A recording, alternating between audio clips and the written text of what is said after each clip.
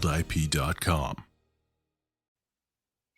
Well, good afternoon out there. Welcome to the Bold Inventor Show. I'm your host, JD Hoovener, with Matt Kolseth. Matt, good day to you. Hey, how's it going, everyone?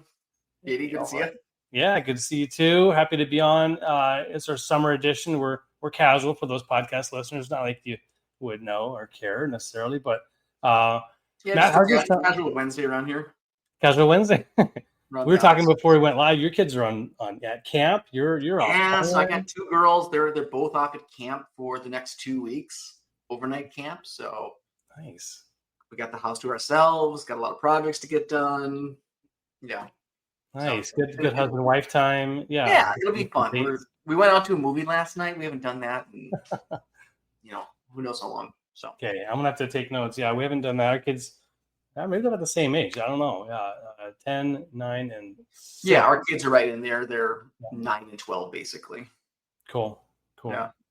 Well, good. Yeah, I'm looking to kick off my flag football season here. It's our first year. The NFL flag, all branded here in Moses Lake. So I'm excited to get that going. A lot of good old boys. You look like you're ready to go. Yeah, we have so it's girls mostly because a lot of the guys just want to play kind of old school. They want to tackle, but we're going to kick it off with the girls, 3rd grade and up. We have 50 signups. It's good for our first year. That's amazing. That's a lot. It's a smaller town. Exactly. We're gonna try to get 3 or 4, probably 4 teams. Just do 5-on-5, have some fun. And hey, Jonathan, good to see you. Happy you made it on. We're doing Q&A today, all hour. Jonathan. Love it. For those that may be new to our podcast, new to our video. We are attorneys. I'm a patent attorney. Matt is a trademark attorney, and we work with Bold Patents. I own Bold Patents. We have been doing that for many, many years, and we'll be doing some Q&A on preloaded questions that have come in through Reddit, through our Facebook, LinkedIn, as well as our, where else? Amira does an incredible job polling questions. We're everywhere. We're everywhere. Except we're not on the dark web. No. Well, we probably are. We don't know we are, but we wouldn't know. Hey, what do we know? I've never been there, Matt. Have you been there? What are you talking about? What are you saying? I'm afraid to even Google what is the dark web and how do I access it. Right? Well, you have Chat GPT. It'll tell you. I don't need to be on anyone's list anywhere. So no, I don't want to know. Right on. That's awesome. So we could dig into it. We don't have any guests today, but I just want to highlight again: if you're coming on, you're live right now. You have got the opportunity of a lifetime to ask a question, get to the front of the line, and we'll skip I've got probably 30 questions, Matt. We're just going to chop through, maybe take a break, stretch, get some water, and get into it. So let's do it. Let me stretch. Yeah, get a good stretch your brain, and it'll be good for your body too. You're talking about going to the gym later, so let's get into it. So I'm ready. Let's do it. And we do run the risk of some of these questions having been asked before. So let me know if one sounds too familiar. And I'll answer it differently. Oh, we could even do like the Matt and JD versus Chat GPT. See what that's actually kind of fun. You want to try that? Just like, anyway. Kind of. All right. I mean, I guess we could talk about it sidebar and let's see what comes back. I'll basically have a little short. I'll force it to do a short answer. Okay, first one here, and again, I have zero prep. What should I be prepared to provide a patent illustrator? Drawings, description, things that might look similar, CAD files. Good question. I would say it does depend if you're on your own. If you're filing a patent on your own, you're going to want to give them as much as possible. I think tell them exactly what you've done. If you're writing an application, giving them the whole spec or maybe a nice abstract that talks about what you want to claim. If you're at the non-provisional phase, claims are what will control what you own. And so if you've got those written out, your patent illustrator will want to make sure that you have in your spec what's called the detailed description of drawings. You're going to want to have, of course, all the details there, all the flag notes and references back. We're going to make sure that what is in the drawing supports the claims. So you have to have everything that's shown. Drawings are kind of in the nice to have bucket, honestly, Matt. If you know, there's drawings as required. Yeah. In my experience too, like they're not that expensive to get done. No, and yeah, but you can pay a lot. I mean, especially when it comes to design patent drawings, you're going to want to show a lot more shading. and all the 3 dimensions in the design patent side, because that's what you own is the drawing. Yeah. So a lot more effort on the drawings there. So yeah, and then if you're working with an attorney, put the heavy lifting on your attorney. They're going to be the one that should be, at least the way Bold works, be your intermediary, your representative to help make sure that Illustrator gets everything right, because your patent attorney is the one drafting the application. So yeah, they're going to have to deal with it. Yeah, exactly. Let's, just out of curiosity, let's do a good old chat. Give me a 100-word answer. This could get boring. Yeah, for some context, I recently had some trade dress drawings done by one of the groups that we use at the firm. And yeah, I think they were about $80 each, something like that. They were really affordable. Okay. It's a pretty in-depth renderings too. I mean, they were generated from a photograph, right? So I imagine it's a lot simpler than you might think it is, but they're pretty good. On that note, you nailed it. ChatGPT, first thing it said is, hey, be prepared to provide your illustrator with clear written description, 1 point for JD, highlighting key features and how it works. But also, I missed this, give them photos, rough sketches, send them existing prototypes to convey the structure and function. That's right on. If a similar product or patent exists, provide those references as well. So if you know of other patents that have been issued on the same or similar subject matter, why not use and lean on kind of someone else that's gone through the patent process, gone through examination. So I like that suggestion as well. So thank you, Chad. Cool. Well, let's go to our next question. Unless we have any live ones, I don't see any. Matt, you ready? Yeah, dude, let's do this. I'm having fun. This is great. Good. All right. Yeah, you could be bench pressing or squatting right now. It's arm day. Arm day. Nice. All right. This is a lengthy one. I'll try to read off for our podcast listeners. I'm in the process of filing a trademark. I was asked to amend my description of my logo, as well as update my class descriptions. Inside the amend response form, I see the option to upload the specimen as well to the website the mark is on. Do I need to input this information again if I did the initial application? The reason I'm asking is that I want to go to the end of my response to download the PDF. I see a quote, no response in those rows. Pretty detailed question here. Any help? Yeah, really good question. Yeah, so this is pretty straightforward. So like 2 parts to it. One amendment, but 2 parts to the amendment. The first is for the description of the logo.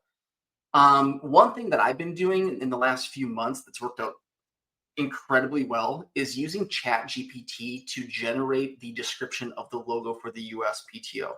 It does it beautifully, like perfectly.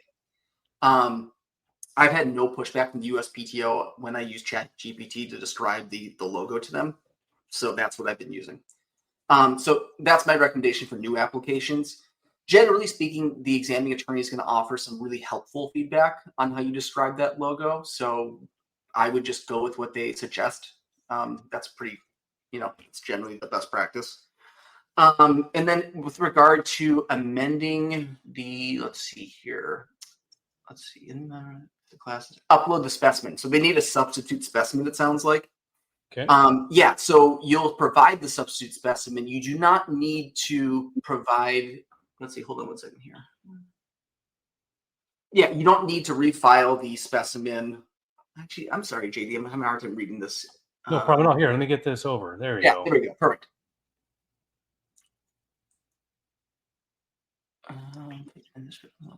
Update my class. Update the class descriptions. Got it. Okay. Yep. So you can update the class descriptions in the amendment. You do not need to submit a substitute specimen as well, unless they're putting you in a different class. Then you might need to upload the specimen. But my suggestion here to this person would be to just email or call the examining attorney. He or she will get back to you pretty quick, and they'll tell you exactly what they want. And they might even offer to do it for you via examiner's amendment if it's minor. Got it. And if all this seems like it's too much, of course, you could just pick up the phone and call Bold. Yeah, you can call me. Matt would take care of it for you. Of course. I think you nailed it. ChatGPT had a few things in here. I think I missed actually a lot of what you said. It mentioned if there's an amendment response to a trademark app, you must re-enter or re-upload information if prompted. If your downloaded response PDF says no response, that means nothing was submitted for those fields, restricted to an office action. Is that right? Potentially. Depends on if that information was submitted prior. Okay. So cool. in the first application, you submitted it, and the second one you didn't, but you're not relying on it. It depends. Okay, so you can get in trouble pretty quick because you can't really rely on what you submitted before. Yeah. Each submittal kind of stands on its own. Yeah. If I was putting that into a different class, I would probably re-upload that same specimen. Again, just because but worst case, the examining attorney is going to issue another office action, and you'll have another 3 months to fix it again. So I'm learning a bunch here. It's good stuff.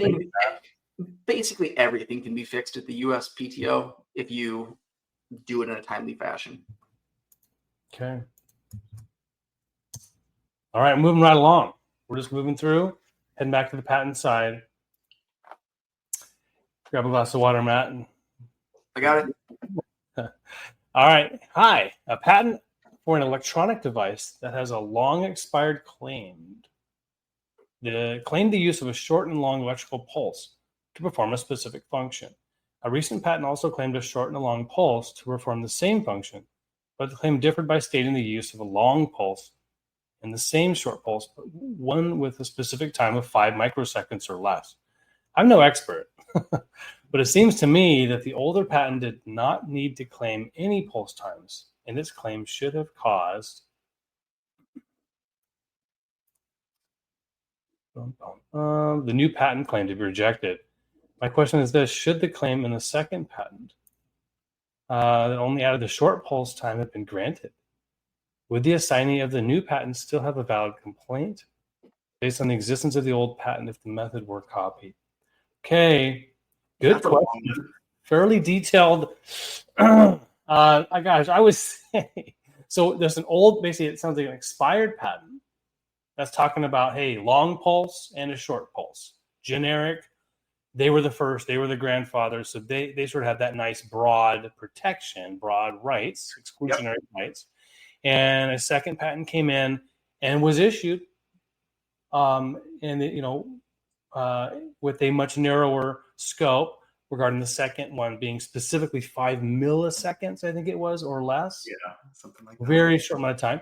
So a couple of things. You would have to really answer this, you'd have to look at what's called the prosecution history. Go see if the examiner, and this is public information, inside public, it's not called the patent center. Go see what happened. Did the examiner cite that expired patent that you're talking about? It's likely they did, and you hope they did if it's that so close. And there was probably some back and forth. And my guess would be that the patent owner, and maybe if they had an attorney, was able to successfully argue that there was it was not an obvious amount. There's something where a pulse, the second pulse was in industry or common to be much longer, and nobody's doing 5 milliseconds or less, or isn't even achievable, right? And so somehow producing evidence that there was not an obvious way of administering a second pulse. That's kind of all I got. Yeah, I'm wondering maybe if the application's completely different, right? Same technology but different use case, right? And they're using it in a different way for a different purpose, but they might be using similar technology. I suppose that could potentially. I think so. Yeah, right. Yeah, like one's for laser hair removal, one is for a sensor, for detecting, image detection. Sure. Right. And so, great, Matt. I think that's probably right. Good point. That's one of the reasons, the way I'm thinking about it is like maybe there's some use case here that's not lining up exactly, right? That's what the chat's got. Gosh, look at chat go crazy here. Here's the summary. I'm going to read the summary. The newer claim might be valid, but only if the 5 microsecond limitation adds something non-obvious. Yes. The assignee of the new patent cannot stop someone from practicing what was already disclosed in the old patent. If the claims cover methods fully disclosed earlier, they may be vulnerable to invalidity arguments.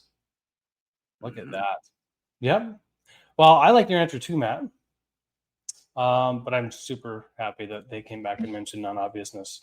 And it was sort of on the assumption that we're talking same technology. Different technology, there may not be that obviousness requirement. Say we're talking about different apples and oranges. Mm-hmm. Great question. That was fun. That was good. Cool. All right.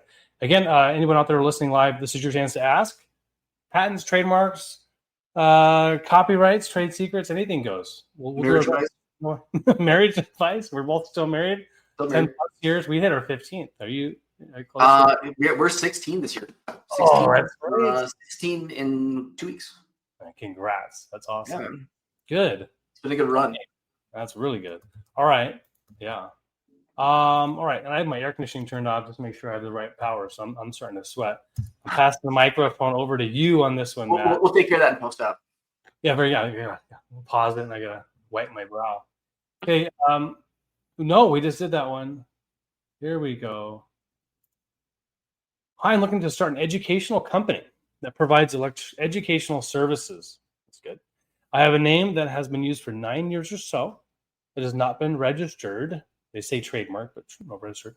And I'm looking to trademark it. Great. However, my search revealed that a trademark was filed for a company that I can find zero info on outside of the trademark search that sells custom products in the industry. What? Would an educational service company be seen as different enough to warrant a separate trademark? Or would it just be easier to rebrand? Yeah, good question. Without more information, it's really hard to make to say yes or no definitively one way or the other. But I would say, if you have 9 years of use, there's a good chance that this third-party company that has a trademark registration for some product affiliated with education services is a junior user, right? You've probably been around longer than they have. So you'd want to go see, their proof of use, make sure that their trademark is valid. Might be a Chinese company. A lot of their trademarks are not valid in the United States based on their application practices. But you want to go take a look and see if you have better rights. And if you have better rights, then no need to rebrand. Talk to a trademark attorney and see about, either approaching them, asking for a consent agreement, or filing a cancellation if they haven't already filed a Section 15 and contestability document. So yeah, lots of options. But I think the first thing to do is just talk to someone who can give you the yes or no answer. And this type of thing, I think an attorney should be able to look at this pretty quickly if they know what they're doing and give you a yes or no what to do. That sounds good. Yeah. And you mentioned that, better rights. Yeah, better rights. So first in time, first in right in the United States, meaning, first in time to go to market is the person who presumably has senior user rights in the United States. Kind of different than patents in some ways, but first in time, first in right, meaning who goes to market first gets the trademark. Right. If you file the trademark before the other user, who might be a senior user, their application is junior to yours at the USPTO, but their rights are senior, meaning that they're going to have to challenge your first apply for trademark first. Okay. So in this case, that could be what happened. Upon analysis, the person asking the question, the 9 years, in some likelihood, may have the common law right, but be the junior rights holder. Have the junior trademark at the USPTO, but have the senior rights. The senior rights. Very good. So, yeah, I think once those two questions are answered, you kind of have an idea of what to do next. So, well, sounds good. Well, I'm going to do a quick plug. If you do have a question, you want to chat with us and look for legal advice, visit that link there and help yourself to a free discovery call. For taking action using that link, we'll give you a copy of Bold Ideas, The Inventor's Guide to Patents.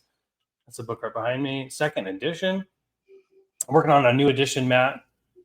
It's I'm going to reveal the title, which is Bold Ideas. Nice. AI, obviously, and then with little parens, I think. I haven't got the cover design done, but there's AI in a lot of what we're doing these days. Oh my gosh. I bet a quarter of what I'm doing right now as a trademark attorney deals with AI in some fashion. Yeah. Not only the subject matter of our inventions, but the processes and how we as a firm are using AI to conduct searching, analysis, beginning to look into drafting as well. And it's just all over. And it's one of these things that's just growing so quickly in terms of how fast it can learn. when Yeah, you start it's teaching and modeling. it's really interesting. Like in terms of like the practice of being an attorney with AI. One thing I've noticed is a lot more clients using AI in their communications with us as attorneys. Oh, okay. That can be disorienting I- because yeah. a lot of times, well, I can think of a few folks that I'm currently working with that use AI in their responses, and it can be really hard to navigate that because most of it is just fluff, right? It's just filler. It's just Yeah. kind of Oh, incoherent text that kind of makes sense, but doesn't quite fit right, it's like you want to get on the phone. Hey, what are you saying here? Like, Yeah. what's the heart of your concern? Yeah, What that's did you mean by those 3 paragraphs where you said no? gosh. I haven't had, I'm not doing direct client work, these days. But I can speak to what Troy and you guys are going through at consults. Troy Schmelzer is our consulting attorney, and he said he's getting quite a few inventors that have invention disclosures. And he says, well, could you just explain this for me in your own words? And they just stumble, Yeah. because, maybe they weren't the inventor.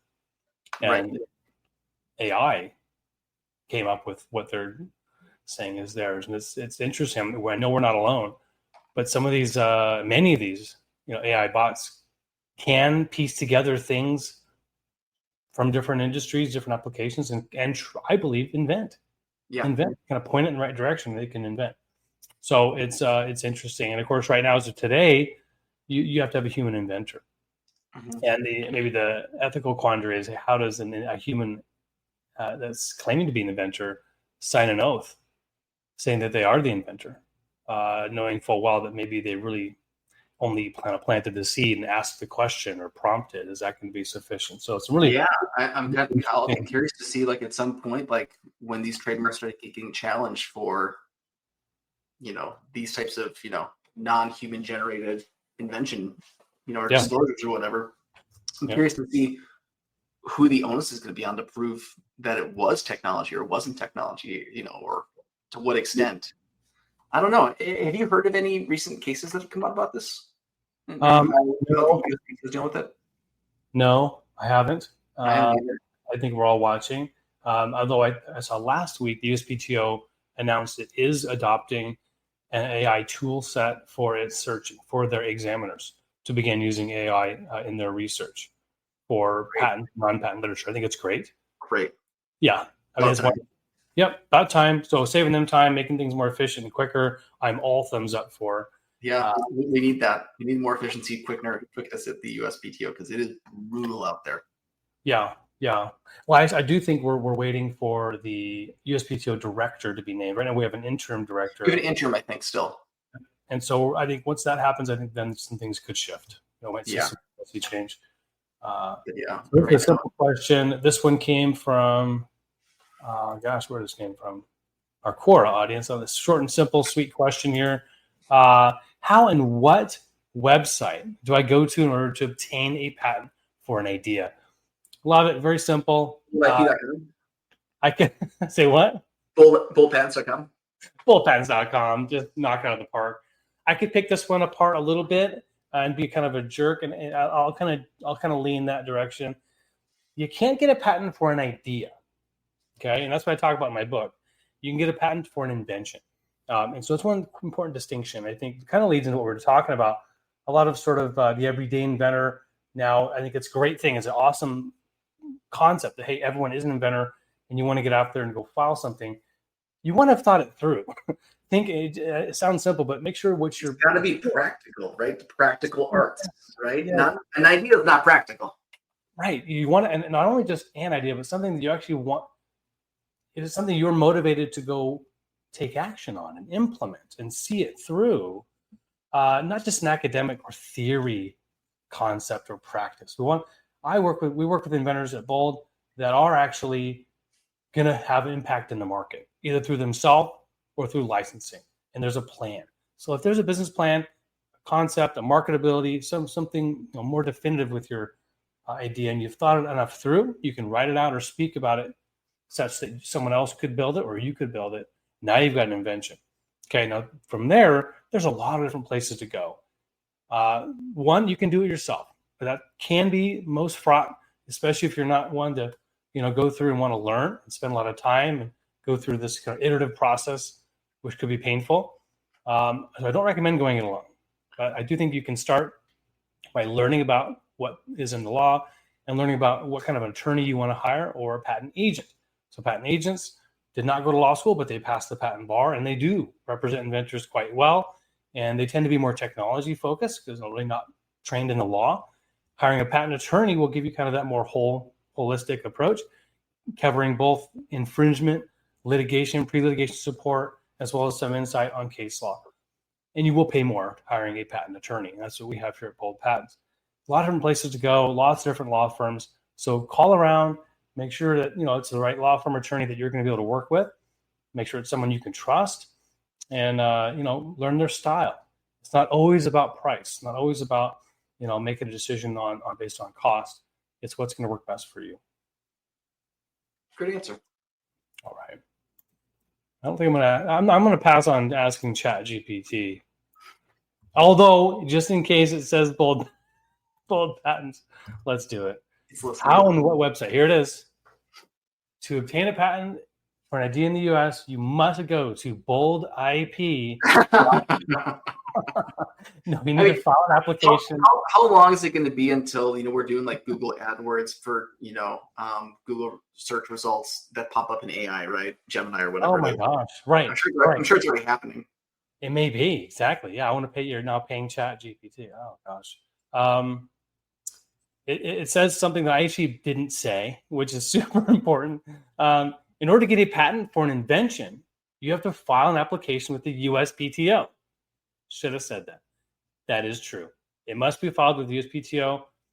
They really are pushing electronic. You have to pay extra to file a hard copy application these days. Have you ever filed a hard copy? I've never done it. You said you've done hard copy trademarks? I had to in the past. Yep. For, the electrical's out or whatever, right? And you got to go to the mailbox. Get it in the mailbox. Such a relic, dude. You're like you're a dinosaur. I mean, I know. I've only done it once. I faxed stuff in a bunch for the same reasons. Yes. Hey. But man, don't recommend it. Gets the job done. Yeah, you found a part of a tree in. Yeah. Okay. Well, we're carrying on. How are we doing? About halfway through? Doing all right, Matt? Oh yeah, great. I'm good. All right. Well, another right. Anybody out there have questions? This is your time to ask away. We got another half hour left. We're heading over to Australia for this question. Australians love trademarks. I've noticed that. There's a lot of Australia stuff. IP. Yep. IP. I'm based in Aussie, in Australia. The trademark I'm after has been taken. The company trades in golf-specific clothing products. However, I would also trade in clothing products, not golf. The company's name is not affiliated with the trademark name. The trademark name isn't associated with any of the products at all. I only came across the company through an IP checker, which is a website, obviously. I would use the trademark name as part of my brand. Is it common for a company to register a trademark like Apple? Let's see if I can find the rest of this. What's my course of action? Thanks. I'll be correct. What's my course of action? Okay. I'll put that back up in case you need a reference. Yeah, interesting. So let's just assume that he's asking about the United States, USPTO trademark process here in the United States, and that there's a company out there who's already registered for apparel, class 25 at the USPTO. And he has, so they're a golf company, it looks like, and he wants to do general apparel. Yes. Unfortunately, if there's a registration at the USPTO just for golf-specific apparel, it's going to block the whole class of products. Okay. So in this specific case, this individual is going to want to do some more research to figure out who this company is that owns the trademark. Are they actually using it? Did they ever use it? If they haven't been using it, how long haven't they been using it? And then you might, talk to an attorney about what's next. Can we respond to or can we put an application in with the plan to, cancel this trademark if we need to? But I think figure out a plan before you do anything. Yeah, that's good. So you're not saying it's not totally dead in the water. When this person says, "Hey, it's been taken," that's not final. It's no. So, a lot of times I'll talk to clients in this situation who might have been using a trademark for 10 years and now they're, getting ready to sell in the next couple of years and they want a trademark registration. They think that's important, or someone's told them that's important. Yep. Or the buyer wants it. That's part of the deal. Yep. So if that's the case, then we got to start taking a look at how we get this trademark through the process. So at that point, that's going to become the plan, how you're going to approach this third party. Perfect. That sounds good. And the ChatGPT, you nailed it. It's hitting it. Mentioning the same sort of thing here. It says key issues to consider: golf-specific clothing. You want to use it for general clothing, not golf. Registered trademark doesn't seem to be used publicly or prominently in their products, and you're not sure if they're actively using it. You could conduct a full use and status analysis. Mm-hmm. File for a non-use removal application.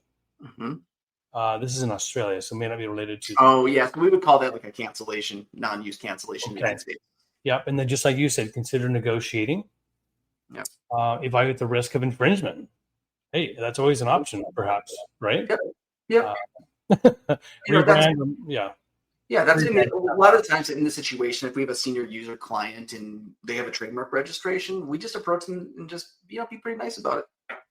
Yep. Like, hey, your client's got the registration. My client should own the registration.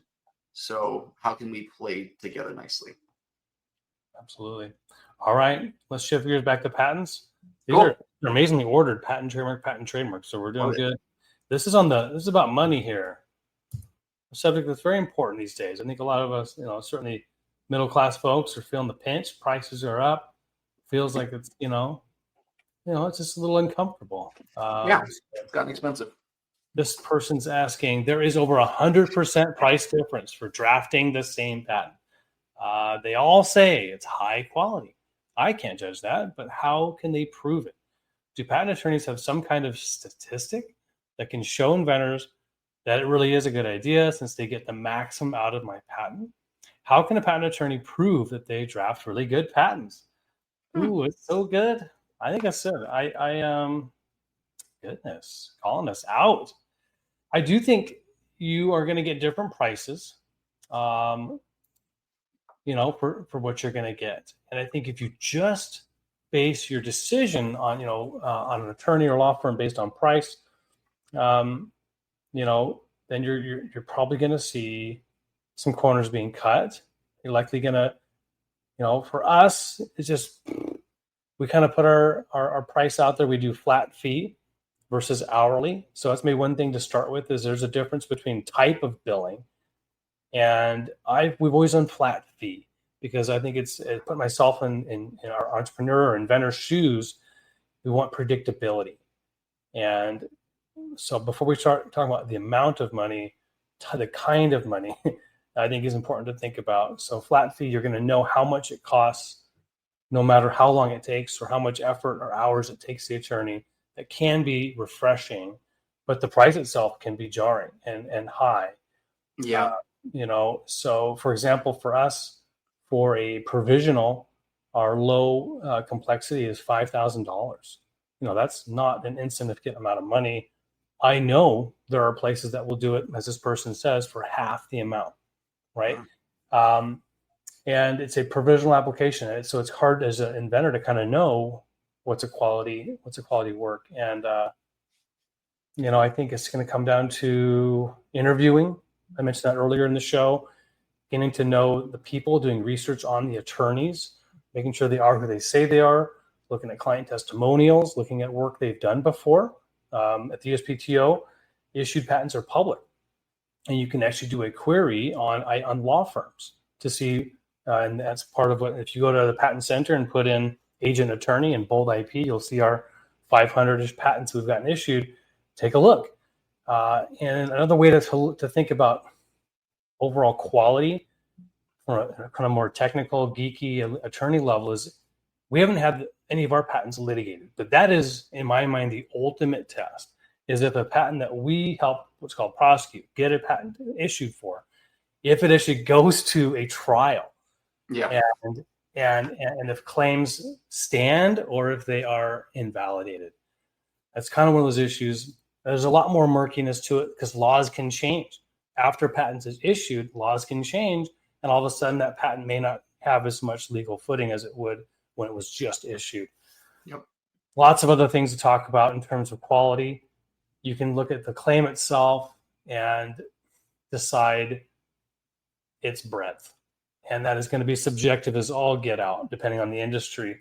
I mean, the most narrow patent could actually be very valuable in the right industry at the right time. But in general, and like what we're talking about for the folks at home right now is just one little aspect of the patent, right. The tiniest aspects of it. And like folks litigate over this stuff for tens of millions of dollars. Yes. So it's I don't have an answer on this one. I mean, how about you? Maybe you could take this question on the trademark side. Lots of different variation in price. Yeah, I mean, I think from my perspective, I mean, it's like a lot of things in at least my experience. You're buying the person. You're buying the service from them, but you're really buying the professional service or the professional that's providing the service. So yeah, I think if you want someone who's got experience, who's a specialist, who isn't just dabbling on the side in patents or trademarks. But yeah, pricing does tend to change quite a bit, from law firms to law firm, and depending on what product or service you want, right? So at our firm, we have a couple different options for clients. Sometimes we will suggest that the client just move forward with the application because we find no concerns when we do our knockout search, looking for obvious red flags. But a lot of clients are also going to choose to do a full search report and legal opinion. So if that's the case, then we'll prepare a search report and opinion for them. It just depends on client's budget too. But just in terms of picking your attorney, though, I think if you can get some references from other people in your industry, I think that's the best way to go. Absolutely. Yeah, ChatGPT. This one came back, said some good stuff. Patent attorneys can demonstrate quality through several indicators: high grant rates, which is also kind of an asterisk because, hey, if you make it so narrow, you're going to get them all granted. Minimal office actions, strong claim strategies. You can show past patents with broad enforceable claims, share anonymized client success stories, such as licensing deals or litigation wins, and then technical expertise in your field and industry recognition, also signal quality, and ask to see sample patents they've drafted. So, Yeah, I think that'll make sense. I was thinking too, when it was talking about like, trade or patents granted, we kind of have the same thing on our side in terms of like looking at the applications that register. It's hard to quantify it though, because not all clients go to market. Right. Trademark applications, right? So it's really hard to get a good sense for, the quality of your trademark or patent attorney based on those numbers. Yep. And everyone's gonna have a different strategy.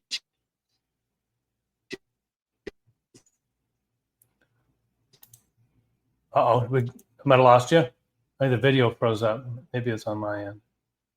There we go. I think we're good. We're back. Cool. See that last piece again? Yeah, I think just I would hire someone based on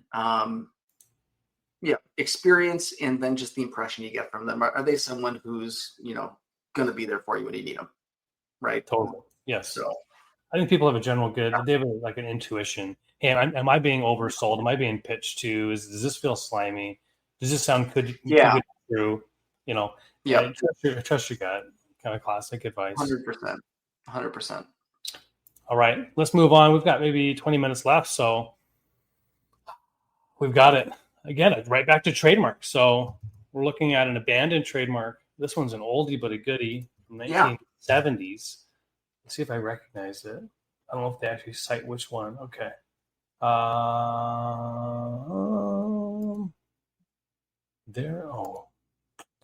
Okay, so I'm reading this here. You got it?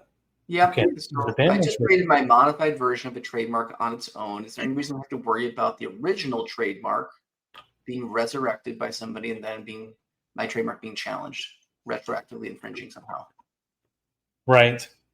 Yeah. So this is a question actually. I get this a lot from folks. Usually it's like, people like who have like a childhood brand that they remember that's long since gone out of business and they want to bring it back. You can do that. It's possible. You got to do your due diligence and make sure that the trademark truly was abandoned. Okay. It wasn't just transferred to a third party who's still keeping it alive somehow. So you want to look at the USPTO for any registration certificates that are still live and in force.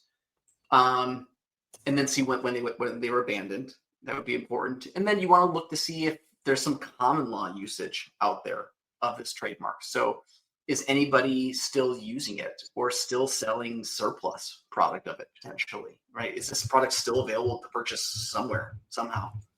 And, the owner of the trademark, are they still in business? You'll probably have to do some due diligence there. But, assuming all those things are no, I mean, after I'd say 5 years of non-use, you're probably pretty safe to pick that up, use it. That's awesome. And I queried chat, and you nailed every single part. And then I was like, hey, can you give me some examples of a few old brands that seem to be available? Yeah. Pan Am Airlines went out and bankrupt in 91. Interesting. I bet so. Pan Am is they're not in business anymore, right? But I bet they still have trademark registrations. Okay, so right, check with an attorney is bottom line, but some of these are kind of fun. Woolworths. It's a U.S. retail chain. Brim, which was a 1980s decaf coffee brand. I never heard of Brim. Oldsmobile. Now that's a well-known name. GM may still hold residual rights. Yeah, so like there's always interesting ways that these companies, because there's trademark attorneys at these companies, and they're like, we're not losing the rights to Oldsmobile. Like that's still worth something. Yeah. Even if they're not in business anymore. So I bet they're making model diecast cars still, right? Yep. I bet they're still providing parts for Oldsmobile, right? So the brand's still alive because they're producing. Oh, yeah. If you go to oldsmobile.com, let's see. Oldsmobile.com. I don't know what's going to happen. I mean, what would they put there? Like a I don't see anything. Nothing's history website or something. I don't know, but they're definitely keeping those brands alive if they can. I agree. Good stuff. Great answer. All right, let's go back to patents here. We've got a Reddit. Let's see how far along we've got. Maybe, there's like 20 or 30 more. We're doing good though, Matt. Great. We've gone through 7 or 8. Okay. Next question. It's loading up. All right. My internet's a little slow. I'm wondering if it's best to assign the patent for the product I developed under my personal name or under my business name. Information on my business. I started the business LLC based around the product I was developing. I've had the business and name for 4 years, and everything has just been in development up to this point, basically stealth mode. I hope to be manufacturing and selling some of the product by the end of this year. That said, would it be best to assign it to my personal name in case I dissolve the business? If I assign it to me, I can also sell the company down the road if it makes more sense for the business. Love to hear people's thoughts on this. Well, and maybe you'll chime in on maybe the business or branding aspects, but I will say I will almost always advise assigning the patent or IP portfolio to a business. Correct. Mainly because of limiting the personal liability in all cases. Even if you're still in development and you're hiring, let's say, a new manufacturer or a new designer, you want to engage B2B. Contract business to business. If there's ever a lawsuit, breach of contract allegation, anything where you might be liable, and let's say that designer isn't holding up to their agreement or they're ripping you off and you want to go sue them or they're suing you back, worst case scenario, you lose a lawsuit and now you're liable. Well, by having this shield, right, the corporate veil, you're able to protect your personal liability, having the LLC properly, owning the IP and taking the blow versus you having your personal assets be at risk. So that's why I generally advise assigning it to the business. Yep. That's the right answer, JD. Very good. Happy with the answer. Yeah, the only other thing I would say about it is, yeah, I mean, yeah, no, I guess we'll leave it there. That was good. Good answer. ChatGPT agrees. It's generally best to assign the patent to the business for liability protection and clarity in ownership. Simplifies licensing as well. Good point. And enforcement. However, if you're unsure about the company's, From an optics standpoint, this is really vain, but it looks kind of amateur if you own your IP as an individual as opposed to a corporation or LLC. So it's just from a future sale of the business, right? Acquisition. Yep. It's going to feel a little bit more thoughtful or more put together if there's an LLC on file with the USPTO. Yep. And the last part of that question he asked, let's say the business goes under. Well, you're going to wind up the business to dissolve it, but you're going to, of course, transfer that asset or portfolio back to your personal name when and if the business. You would never forget to, wind down the business properly and transfer the trademark. You would never forget that. Yes, that's right. All IP assets. Always renew your LLC with your Secretary of State on a yearly basis. This is good. It's good affirmations, man. This is yeah. I mean, that's a big part of my job these days is just like checking clients' LLCs to make sure that, the trademark that we're filing is actually going to be, valid. Yeah. Because, I mean, a lot of clients think that they know like their business name, like their LLC or their corporation name. They don't. And so like part of my job is to really like figure it out, make sure like track down the addresses, make sure that the person on the list on the LLC is the individual associated with the actual, client. Because when I was a younger attorney, I'll tell the horror story. Please. So I worked for my own firm. I filed a document with the Minnesota Secretary of State for the wrong client. Same name, different, like slightly different spellings. So yeah, that was a waste of a day, basically, fixing that mess. I had to go down to St. Paul, Minnesota, talk to the clerk down there, notify the third party, go over there, have them sign something. Yeah. Anyways. Details matter. Details matter. And mistakes matter. Yes. Mistakes have consequences. That's right. Hello, all. Hello, I've applied for a logo TM, a logo trademark with our business name in it. There's another business name with the same class and a very similar name, I should say. They have one syllable, though admittedly they sound very familiar. That being said, I've gone for the logo TM, not the name. So they've gone for the design versus the word mark. Yep. They weren't able to register their name as it was too generic. They also just have a design. Our logos are very different. I have gone with the Head Start program and have pre-approval. I'm not sure what that is. And the reviewer clearly said that she saw no reasons it could not be registered. My question is around objections. How could a business know? Oh man, Yeah, it's like I think it's circular now. This and I went circular on it. Yeah, I was like, am I going crazy? No, I got the question. Okay, good. Yeah, so third party with the trademark. I guess what to do about it. So it sounds like in this particular case, this Head Start daycare program has a very descriptive or generic name, like Best Childhood, Head Start program, something like that, right? Neither can register the word mark, but the one has registered the design mark or a logo associated with it. And then this individual's logo is not similar to it, but they probably share a lot of the same words in the logo. So, I mean, in that sorry, I think they clarify. My question is around objections. How can a business know that a similar trademark, man, it's really close. Yeah, how would you know that it's out there? Yeah, how would you know it was objectionable?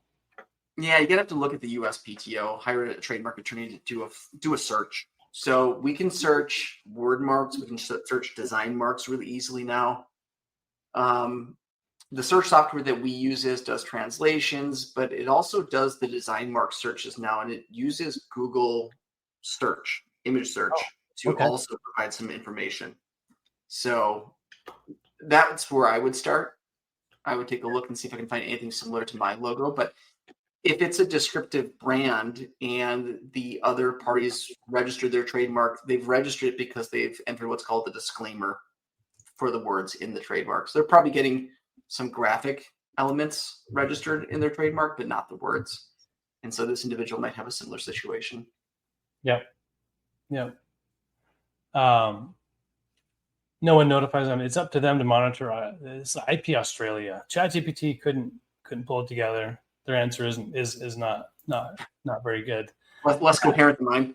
Much less coherent. Thank you, Matt, for being human. Ooh, it's getting hot in here. Let's do one more. Okay. I'll move on to trademarks. One more each. Yeah, we'll switch over to patents. We'll wrap up with yours. So two more total. Let's do it. There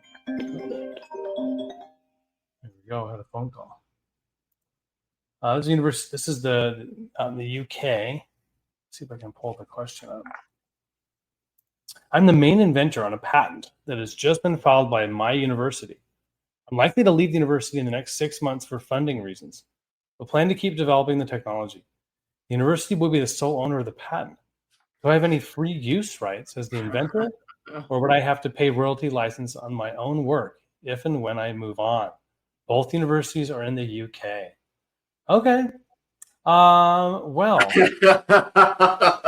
nothing in this life is free, man. No, you did the research, but it's very likely the university maybe paid you for it or provided the resources, equipment to help you do that.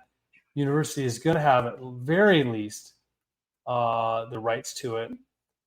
There's a whole area of IP practice, what's called technology transfer within universities, and there's this whole body of work. I am not all that familiar with it, but I do know that universities are in general more interested in research than they are commercialization. And so tech transfer offices exist just for that, for professors and individuals like you that want to take what's been researched and found out and go move it to the market. So if that's what you want to do, I think you should go talk with what's called the tech transfer office at your university. They'll be the ones that can help you with it. I have a feeling they're going to retain a lot of the rights so they can continue researching and developing, and obviously I'm probably getting financial resources to keep their university going as they do so. But maybe they allow you the ability to sell and to make some perhaps some revenue based on that. Maybe they want to partake or want some bit of that. Any thoughts on that, Matt? That's my experience working with professors and people in research and development, is that generally speaking, like even though they may not own their invention, right, because it's assigned to the company or the university, generally speaking, these universities are pretty good about letting folks continue their research after they leave the university and commercializing the product. Whether there's some royalty that's paid to the university if it does commercialize, I don't quite know. I know one of my clients, that was the case. You know, they were able to take the research with them, but in exchange, they made a commitment to pay the university X percentage. Yep. Commercialization. But yeah, I think you're more likely to get that answer from a university than you are from a business. Business is going to say no. Yep, business will say no. The university is going to say, probably, yeah, go for it. But get it done before you go start selling or making the widget. Yeah, because a university, at the end of the day, like they're trying to recruit the best researchers to come work for them, right? Yeah. And if you're known in the industry as a hard place to work, or not very kind to your inventors with their rights, people aren't going to want to go there. I'm not going to want to go there. You nailed it. Yeah, it's just the free market, Uh-huh. The silent hand. Chat said the same thing. You will not have free use rights, but talk to your tech transfer office to negotiate a license or spin-out agreement. Some universities are open to licensing IP back to inventors, especially if you're advancing the work. So get it formalized before leaving to avoid future legal or commercial issues. Yeah, earlier the better. Have that conversation. I wondered if this individual is thinking like these free use rights. I wonder if is that kind of like artist rights? Because in the last few years, we've seen a lot more of these like musicians like taking back their work, right? Kind of clawing it back. Yeah. Like from a copyright perspective. I wonder if that's kind of what he's referencing here with free use. I've never really heard that term before. Have you? Yeah. Well, I think there are in the patent world, you can, I believe you can assign it to some entities. I'm blank on the name of the entity, but that Like entity collective commons. collective commons. I think that's exactly it. And Yeah. you're getting the patent so that in a defensive way, so that no other big, call them ugly, bad, company, corporation gets to control it. You give it to the world for free. Go you. And you're sharing that knowledge, and it's a free license. But there's still you still own that ability to exclude, IBM or Apple or any of the big, maybe someone who's classified as a large entity or by the IRS or whatever. So you do get to control who does and who doesn't. And that's a good point. And like that kind of gets at, one of the things that you kind of taught me a few months back was that one of the reasons that clients or people file patents is defensive. They may have no intention whatsoever bringing this product to market or this method to market, right? But they're going to sure as hell exclude, their competitors from it. Yep, absolutely. Yep, you can do that. Cool. Last question. Last but not least. And then I'm going to take a nap. I'm tired. Yeah, this is a lot of work. And then I'm going to go to the gym. Works your brain out. Now we got to work your body. So is it worth trademarking my record label name immediately? Or can it wait? And what are the risks? Yeah. What are the risks? Can it wait? Maybe. Certainly, when it comes to the USPTO and the amount of applications filed, which is insane, by the way, it's like 20,000 a week or something like that. Yeah. Relatively few of those are going to be for recording artist services, whether it's production or recording studio services or post-production or whatever, editing services. So, there's a chance that someone's going to file that trademark between now and when you get around to it. But my pushback as a trademark attorney would be like, well, we're talking about you filing this trademark already, which means that you should file it because it's important to you. And if you're going to file it now or in 2 years, you might as well file it now, right? I know it's a little bit more money, but at least then we're doing the right thing the way that it should be done, which is file it early as opposed to wait and then have to pull it back later. Yeah, perfect. Matt, we did it. An hour. All right. Congrats, man. We did it. Thank you to all out there. We did not get as many live questions as I was hoping for, but if you want to catch us live, we're here next week and every Wednesday at 12 o'clock Pacific with some summer breaks here and there. So watch our calendar. We will usually have a guest on. If you're watching this after the fact, you can always fire away with questions. I'll take a look at the comments and get those added to our list. But for Matt, myself, and Bold Patents, wishing you guys an awesome week. Go big, go bold. Go